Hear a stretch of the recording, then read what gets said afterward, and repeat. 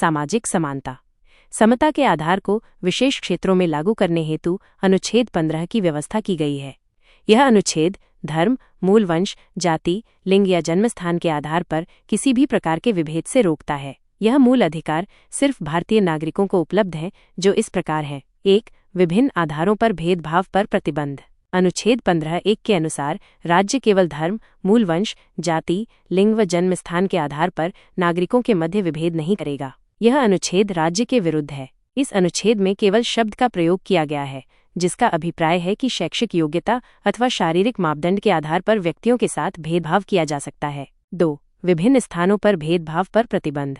Doctor Ambedkar के साथ अन्य सार्वजनिक स्थानों पर भेदभाव किया गया था। ब्रिटिश प्रशासन के द्वारा अनेक सड़कों और होटलों को भारतीयों के प्रवेश के लिए प्रतिबंधित किया गया था, जिसे मूल अधिकारों के द्वारा समाप्त किया गया है। अनुच्छेद 15(2) केवल धर्म, मूल वंश, जाति, लिंग व जन्मस्थान के आधार पर किसी भी नागरिक पर अयोग्यता, प्रतिबंध या देयता आरोपित नहीं होगी, जो निम्नलिखित के लिए हैं: दुकानों, सार्वजनिक भोजनालयों, होटलों तथा सार्वजनिक मनोरंजन के स्थानों पर। ऐसे कुओं, तालाबों व स्नानघाट, सड़क, सार्वजनिक रिसोर्ट पर विभेद नहीं किया जाएगा, जो पूर्णतः या अंशतः राज्य वित्त द्वारा संचालित हैं अथवा सार्वजनिक उद्देश्यों के लिए निर्मित हैं। 3. तार्किक भेदभाव। इस अनुच्छेद में राज्य के द्वारा वंचित वर्गों के लिए विभिन्न प्रावधान किए जा सकते हैं, इसलिए विधि के समान संरक्षण का विचार अनुच्छेद 15(3) में स्पष्ट दिखाई देता है। इस अनुच्छेद के अनुसार राज्य महिलाओं व बच्चों के उत्थान के लिए विशेष उपाय करेगा, अतः राज्य इनके संरक्षण व विकास हेतु विशेष सुविधाएं प्रदान कर सकता है। विशेष उपाय में शैक्षिक, आर्थिक एवं वैधानिक सभी प्रकार के प्रावधान शामिल होंगे।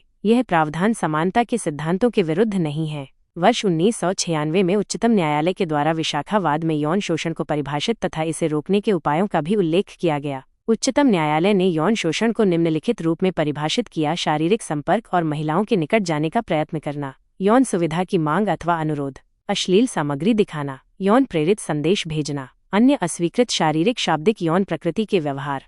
रोकने के उपाय। उच्चतम न्यायालय के अनुसार किसी भी संस्थान के मालिक का यह उत्तरदायित्व होगा कि वहां यौन शोषण प्रतिबंधित करे और कार्यस्थल पर यौन शोषण के लिए संस्था का मालिक उत्तरदायी होगा। उच्चतम न्यायालय के अनुसार यौन शोषण जीवन के अधिकार का उल्लंघन है, क्योंकि जीवन के अधिकार का आशय गरिमामय जीवन का अधिकार है। न्यायपालिका के द्वारा यह निर्देशित किया गया है कि सभी कार्यस्थलों पर यौन शोषण को परिभाषित और इसको प्रतिबंधित करने के उपायों का प्रचार एवं प्रसार किया जाएगा। सरकारी संस्थान अथवा सार्वजनिक क्षेत्र में यौन शोषण प्रतिबंधित होगा और इसके विरुद्ध दंड का स्पष्ट प्रावधान किया जाएगा। निजी क्षेत्रों में भी यौन शोषण को रोकने के लिए उपरोक्त नियम पारित किया जाए तथा कार्यस्थल पर वातावरण महिलाओं के विरुद्ध नहीं होना चाहिए। इसलिए सुविधा, स्वास्थ्य एवं स्वच्छता के अतिरिक्त कार्यस्थल का वातावरण महिलाओं के विरुद्ध नहीं होगा। यौन शोषण के आरोप में दोषी व्यक्ति के विरुद्ध आपराधिक और मालिकों के द्वारा ऐसे व्यक्ति के विरुद्ध अनुशासनात्मक कार्यवाही भी की जाएगी। यौन शोषण के विरुद्ध शिकायत दर्ज करने की व्यवस्था होनी चाहिए, जिसकी सुनवाई एक ऐसी समिति के द्वारा किया जाएगा जिसकी अध्यक्ष महिला होगी और जिसमें कम से कम आधे सदस्य महिलाएं ही होंगी। 4. पिछड़े वर्गों के लिए विशेष प्रावधान। अनुच्छेद 15(4) में सामाजिक एवं शैक्षणिक दृष्टि से पिछड़े वर्गों तथा अनुसूचित जातियों व जनजातियों के उत्थान के लिए राज्य विशेष प्रावधान कर सकता है तथा राज्य द्वारा किया जाने वाला यह प्रावधान या कार्यविधि के समक्ष समानता का उल्लंघन नहीं माना जाएगा। चूंकि ये जातियां सदियों से दमित एवं सामाजिक विकास में निम्न स्थान पर रही हैं, अतः इनके उत्थान व विकास हेतु राज्य आवश्यक संरक्षण प्रदान कर सकता है। 5. शैक्षणिक संस्थाओं में आरक्षण।